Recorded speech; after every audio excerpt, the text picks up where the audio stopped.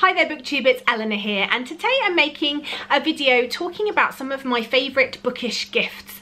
Some of these are going to be books, some of these are going to be experiences or things that I have been bought, and just to tell you about some things that are out there and things that I have enjoyed over the last few years when I've actually convinced people to buy me books or to buy me bookish things, because often people in my life see how many books I have and they're like, oh no, we're not going to buy you books, or oh no, we wouldn't do that. And yeah, so I have convinced a small number of people to now buy me bookish things, and I've really loved all of them, so I'm going to share them with you today. So the first things I'm going to share are some of my favourite bookish things book-wise, so actual physical books. One of those is really beautiful copies of books. I was really kindly gifted this a few years ago. It is a beautiful issue of the Iliad and the Odyssey by Homer, which I have to say I haven't read. I have tried over and over again, but this one always makes me want to try harder, and one day I will complete it. It's got beautiful gold pages, it's got one of those lovely gold tabs all the way through. It is, all the pages look like this though, it is so dense. They're not even small, but it's just a dense book, but it's absolutely beautiful front and back and on the spine. So this was one of the best books that I have been treated to. Another book that I really enjoyed that I got one Christmas is called The Novel Cure, an A to Z of literary remedies by Ella Berthoud and Susan Elderkin. And this book is quite plain, it's grey, but it's got these beautiful sort of luminous orange pops of colour on. But what I love the most about this is, the end papers, but not just the end papers, is that this is just such a really interesting, wonderful idea. So you look up something, maybe an ailment or how you're feeling. So I'm going to look up tiredness and see if that comes up. So you look in it just as you would a dictionary. So I'm going to the T's. Here we go. Tired and emotional. I think that is, yeah, tired and emotional, and it recommends a book or some types of books. It says, when you're tired and emotional, what you need is a comforting, warm and well-told yarn, the literary equivalent of a hand-knitted Afghan wrap. The Friday Night Knitting Club by Kate Jacobs is that yarn. And then it tells you about the book, and it says, see also Cry / in need of a good. I just think it's brilliant. It's a great way of recommending books. Sometimes if I'm a bit like, don't know what I want to read, and I look in here depending on the type of book or how I'm feeling, and it's just a really fun way of doing that. So this has started many an interesting conversation, which I think is a great thing about books. Next, I got this a few years ago now, and I'm ashamed to say it's still in its plastic, but this is my Harry Potter collection. I love it, but it's still in the plastic, so I'm keeping it all lovely for when I decide that I'm going to reread these. But these were a wonderful gift, and a wonderful gift for anybody, especially young people who were getting into Harry Potter for the first time. And in the same field as that, these Harry Potter illustrated editions that have been coming out, which you no doubt, if you're a book lover, will have seen, are absolutely gorgeous, and I am going to be rereading Harry Potter for the first time, reading these, so I'm really looking forward to that. I currently just have the first two, so I think there is one or two more out that I can pick up before the next one, so they will be on the list of things to do in 2019.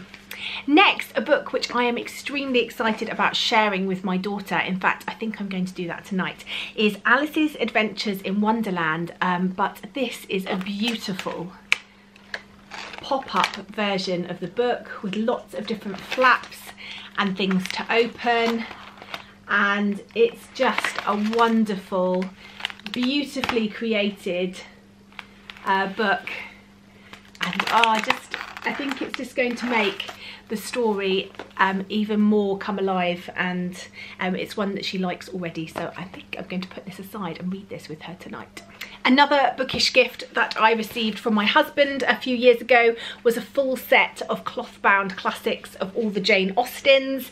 I set myself a goal to read these. I did it, and I'm so pleased. I was always nervous of Jane Austen and her books, and I set myself the challenge, and they were so much more readable than I thought they were going to be, and the stories now are ones that I'm going to treasure forever. So let's talk about some more bookish themed gifts. I've written down a bit of a list here. One of the things that I've loved getting on numerous occasions now, I think I've been gifted it 3 or 4 times, is a Mr. B's Emporium reading spa. Mr. B's is the only place really that I have found does something like this. They're based in Bath in the UK, and if you haven't seen my video I did with Mercedes on this, then you can check that out. But I also know that Emma from Book Break went there recently and did a whole sort of video on the spa itself.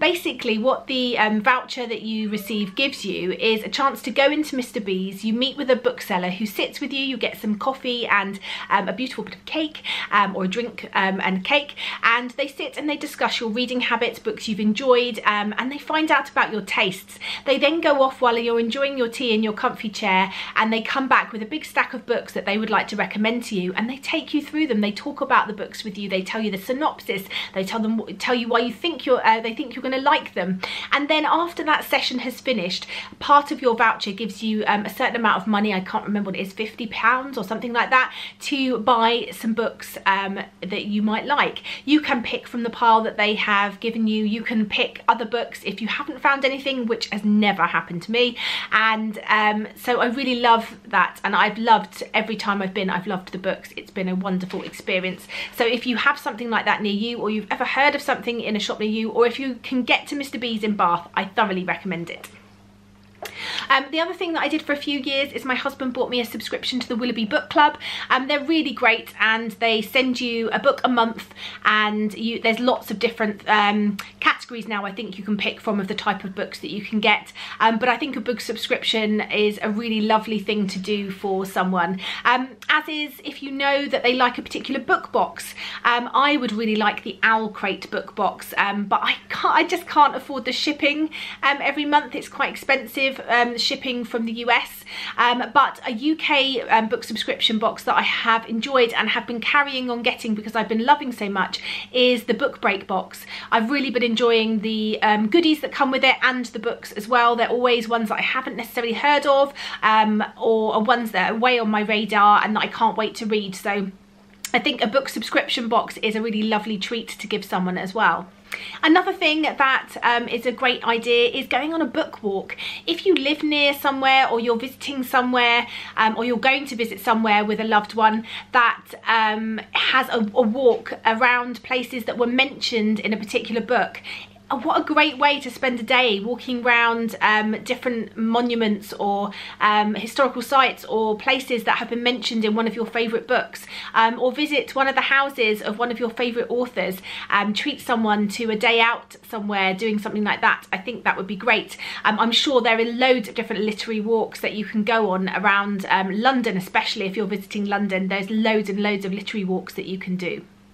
Another thing which I really enjoyed, which was given as a gift to me before, was going to visit the Harry Potter studios. I'm very lucky that I live about 10 minutes away from them, but the Harry Potter studios is amazing if you're a Harry Potter fan, which most book lovers are. I hate to say all because there's always going to be an exception, but the Harry Potter studios are phenomenal. They're magical, and they don't diminish the magic of the films. They enhance it by how wonderful they are and the things that you can learn about the film and how intricate they were. It just takes you back to the film and makes you want to watch them all again. Yeah, so lots of different things that you can do for those book lovers in your life. Bookmarks, all those things are also wonderful. But yeah, those are some of the things that I've really enjoyed, both bookish and not so bookish, but bookish themed. Let me know if you've got any things that you recommend to me that I should put on my wish list for this year, and I look forward to speaking to you soon. Bye for now, BookTube.